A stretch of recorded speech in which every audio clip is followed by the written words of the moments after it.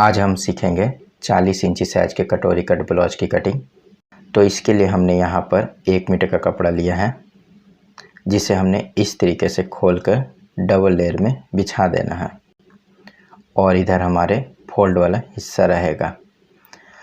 पहले हमने यहाँ पर बैक पार्ट की कटिंग करनी है और उसके बाद में बाकी पार्ट की कटिंग करेंगे।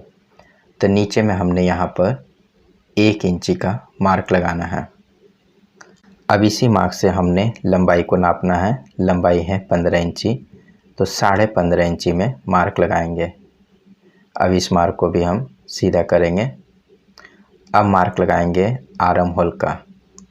तो 40 इंची साइज में हम आर्म होल देंगे 6.25 इंची। अब इस मार्क को भी हमने सीधा करना है स्केल से। अब मार्क लगाएंगे तीरे का। तो तीरा हमारा है 11.5 इंची। इसका हमने आधा लेना है, जो कि हमारा होगा 6.25 इंची। तो 6.25 इंची में मार्क लगाना है और 1/2 इंची अंदर की मार्जिन रखनी है। अब इस मार्क को भी हमने स्केल से सीधा करना है। अब मार्क लगाएंगे दोस्तों हम आर्म होल की गोलाई का। तो इस कोने वाले मार्क से 1.5 इंची का एक मार्क लगाना है और इसी मार्क से हमने आर्म होल की गोलाई दे देनी है इस तरीके से। अब यहाँ पर हमने तीरे को 3 पॉइंट का डाउन करना है, तो 3 पॉइंट का मार्क लगाएंगे और इसे स्केल से मिला देंगे। अब यहाँ पर मार्क लगाएंगे छाती का। तो छाती हमारी है 40 इंची। तो इसका हमने यहाँ पर चौथाई लेना है, जो कि हमारा होगा 10 इंची। तो 10 इंची में मार्क लगाएंगे। तो ये अब हमने ब्लाउज से नाप लिया है, तो यहाँ पर हम फिक्स नाप ही रखेंगे। अगर आप बॉडी से नाप लेते हैं तो यहाँ पर आपको कुछ लूजिंग देनी रहती है। वो लूजिंग आपकी 1/2 इंची से 1.25 इंची भी हो सकती है। यहाँ तो हमने ब्लाउज का नाप लिया है, तो हम यहाँ पर सीधा 10 इंची में मार्क लगाएंगे और साइड में हमने यहाँ पर 1.25 से 1.5 इंची की मार्जिन ब्लाउज के अंदर की छोड़ देनी है। अब मार्क लगाएंगे दोस्तों हम कमर का। तो कमर हमारी है 34 इंची। इसका हमने यहाँ पर चौथाई लेना है, जो कि हमारा होगा 8.5 इंची। तो 8.5 इंची में मार्क लगाएंगे और 1 इंची का हमारा बैक पार्ट में टक्स रहेगा। तो 1 इंची का एक मार्क और लगाएंगे और उसके बाद में हमने 1.5 इंची ब्लाउज के अंदर की मार्जिन का एक मार्क और लगाना है। अब हमने छाती और कमर के मार्क को स्केल से इस तरीके से मिला देना है। अब यहाँ पर हमने साइड में मार्जिन के मार्क को भी मिला देना है। अब मार्क लगाएंगे दोस्तों हम बैक पार्ट के टक्स का। तो इंची टेप को आपको कमर के पास में इस तरीके से रखना है और यहाँ पर मिडिल करके टक्स का मार्क लगा देना है। अब यहाँ पर हमने टक्स की लंबाई रखनी है 4.5 इंची। तो 4.5 इंची में मार्क लगाएंगे और इसे स्केल से सीधा करेंगे और यहाँ पर हमने ऊपर के पास में क्रॉस इस तरीके से मार्क लगा देना है। तो दोस्तों ये हमारे टक्स का भी मार्क हो गया है। अब मार्क लगाएंगे दोस्तों हम गले का। तो ऊपर से हमने इसकी चौड़ाई रखनी है 2.5 इंची। गले की लंबाई हमने यहाँ पर रखनी है 8.5 इंची। नीचे से हमने इसकी चौड़ाई रखनी है 3.25 इंची। तो 3.25 इंची का मार्क लगाएंगे। अब ऊपर वाले मार्क को और नीचे वाले मार्क को स्केल से इस तरीके से मिलाएंगे। नीचे के मार्क को भी मिलाएंगे और यहाँ पर हमने गले की गोलाई का मार्क लगा देना है। तो दोस्तों ये हमारे ब्लाउज के बैक पार्ट का मार्क लग गया है। अब हम इसकी कटिंग करेंगे। तो मार्क से हमने इसकी कटिंग कर देनी है।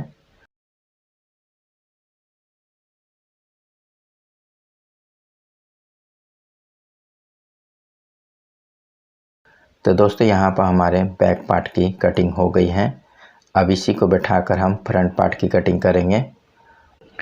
तो इसके लिए हमने कपड़े के दूसरे कॉर्नर को लेना है और इसे इस तरीके से बिछा देना है। हो सके तो प्रेस में आप इसे अच्छी तरीके से बैठा दें। तो इस तरीके से हमने यहाँ पर डबल लेयर में कपड़े को बिछा दिया है और इधर हमारा फोल्ड वाला हिस्सा है। तो नीचे में हमने यहाँ पर 1 इंची का मार्क लगाना है और सामने की तरफ हमारी हुक लगेगी। तो इसके लिए हमने यहाँ पर 3 पॉइंट का मार्क लगाना है और इसे स्केल से सीधा कर देना है। अब हमने बैक पार्ट को लेना है और दोनों मार्क के पास में इसे बैठा देना है और इसी के बराबर में हमने इसकी कटिंग कर लेनी है। तो ये हमारी कटिंग हो गई है। अब हम फ्रंट पार्ट के गले की कटिंग करेंगे। तो बैक पार्ट के गले की जितनी चौड़ाई है उसी हिसाब से हमने यहाँ पर मार्क लगाना है ऊपर की तरफ। अब बैक पार्ट को यहाँ से हटाएंगे और फ्रंट के गले के डीप का मार्क लगाएंगे। तो गला हमारा है 6.5 इंची, तो 6.5 इंची में यहाँ पर मार्क लगाएंगे। नीचे से हमने इसकी चौड़ाई रखनी है 2.5 इंची, तो मार्क से हमने ये 2.5 इंची चौड़ाई रखेंगे। अब दोनों मार्क को हमने स्केल से मिला देना है और गले की गोलाई दे देनी है। तो यहाँ पर हमारे गले का मार्क लग गया है। अब हम आर्म होल का मार्क लगाएंगे।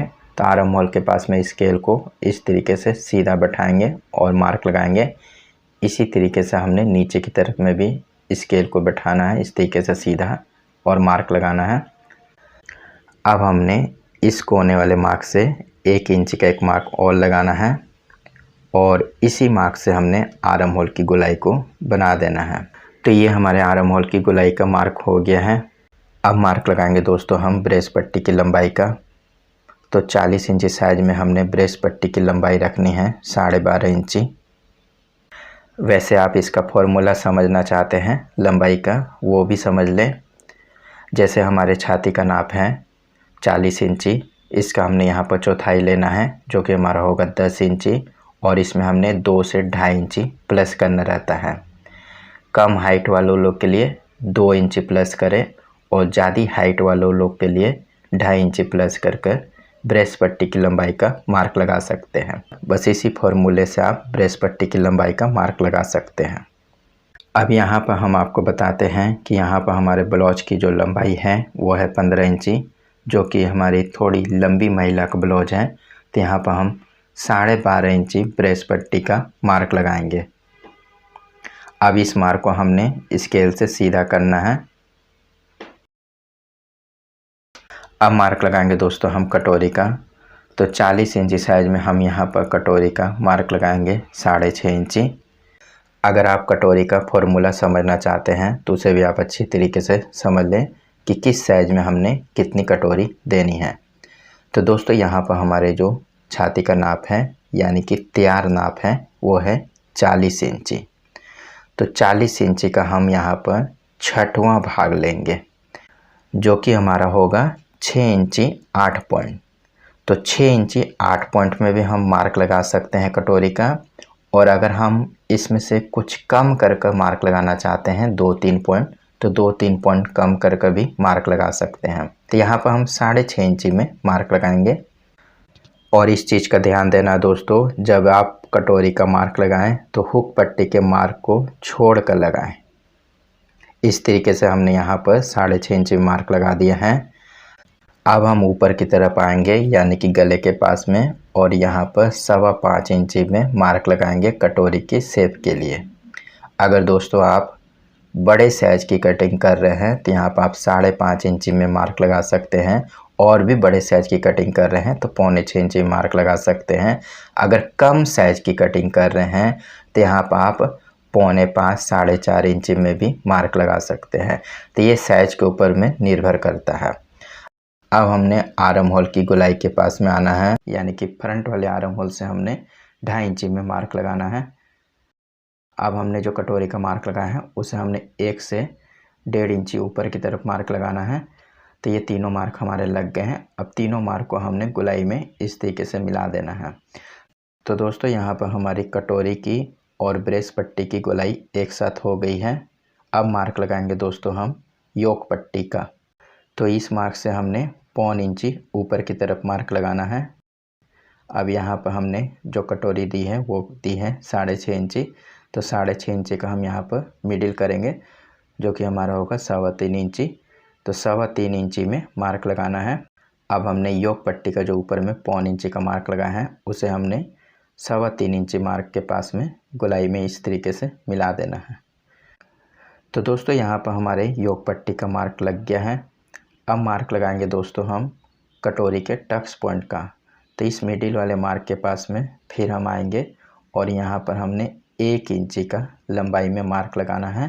तो इसे हमने इस तरीके से क्रॉस कर देना है। तो दोस्तों यहाँ पर हमारे टक्स पॉइंट का भी मार्क लग गया है और ये हमारे कटोरी, ब्रेस पट्टी और योक पट्टी का मार्क कंप्लीट हुआ है।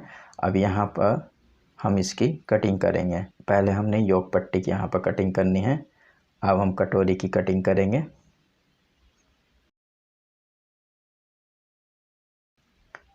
अब हमने यहाँ पर कटोरी के मिडिल में जो हमारा गोलाई वाला हिस्सा है उसकी भी कटिंग कर लेंगे। इसी तरीके से हमने योक पट्टी के गोलाई वाले हिस्से की भी कटिंग कर लेंगे। अब हमने ब्रेस पट्टी के आर्म होल की कटिंग करनी है, जो कि हमने सामने की तरफ आर्म होल का मार्क लगाया है। तो इसी मार्क से हमने इसकी कटिंग कर लेनी है। तो यहाँ पर हमारी ब्रेस पट्टी और फॉल्स कटोरी और योक पट्टी निकल गई है। अब योक पट्टी को लेंगे और यहाँ पर नीचे की तरफ 1.25 इंची का मार्क लगाएंगे और इसे स्केल से ऊपर से मिला देंगे। तो दोस्तों इसके कम करने का कारण ये है कि जब हम बैक पार्ट की कटिंग करते हैं तो वहाँ पर हमने टक्स पॉइंट के लिए 1 इंची मार्जिन देनी रहती है, तो हम मार्जिन यहाँ पर कम कर रहे हैं 1.25 इंची देकर। तो 1-2 पॉइंट थोड़ी बड़ी रहेगी तो कोई दिक्कत नहीं है। तो दोस्तों यहाँ पर हमारी योक पट्टी की कटिंग कंप्लीट हुई है। अब कटिंग करेंगे कटोरी की। तो इसके लिए हमने ये पेपर लिया है जिसमें हम कटोरी की कटिंग करेंगे। तो कटोरी को हमने पेपर के ऊपर में अच्छी तरीके से इस तरीके से बैठा देना है और इसी के बराबर में मार्क लगा देना है। तो जिस शेप में हमारी कटोरी है बस इसी शेप का आप मार्क लगा दें।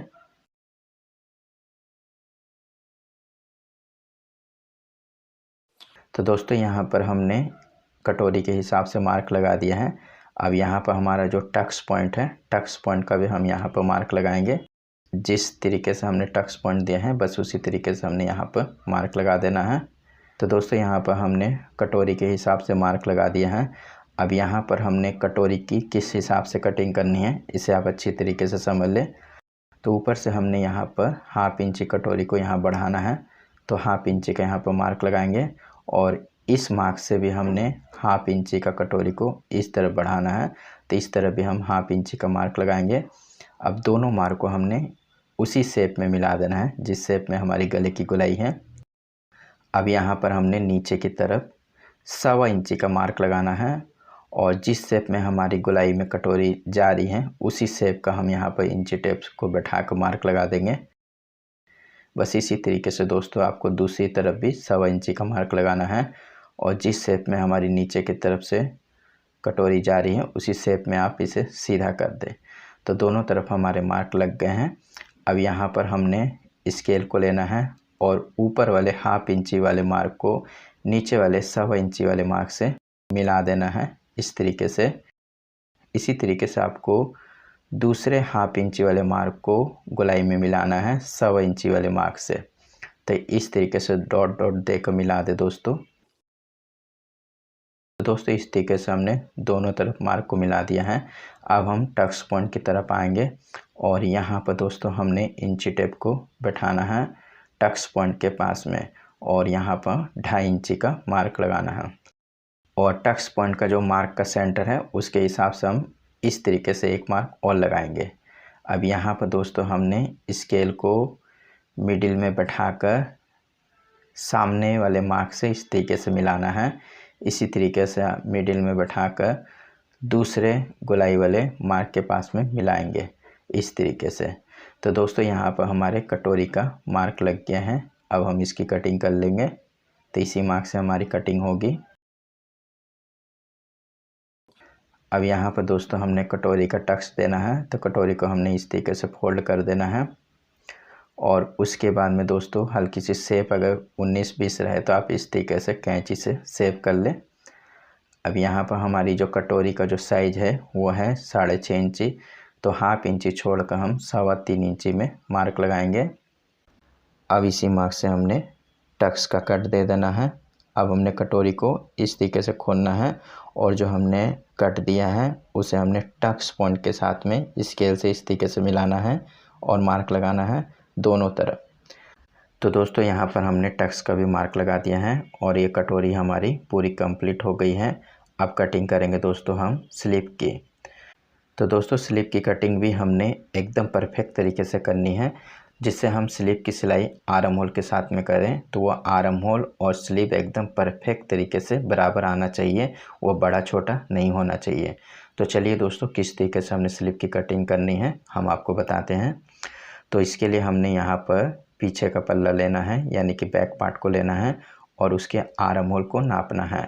तो ऊपर में हमारा हाफ इंच की मार्जिन यहाँ पर दब जाएगी, तो हाफ इंची छोड़कर हम आर्म होल की गोलाई को नापेंगे।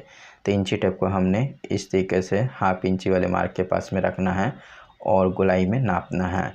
तो ये हम इस मार्क तक का नापेंगे, जहाँ पर हमारी छाती का मार्क है वहाँ तक का हमने गोलाई में नाप लेना है।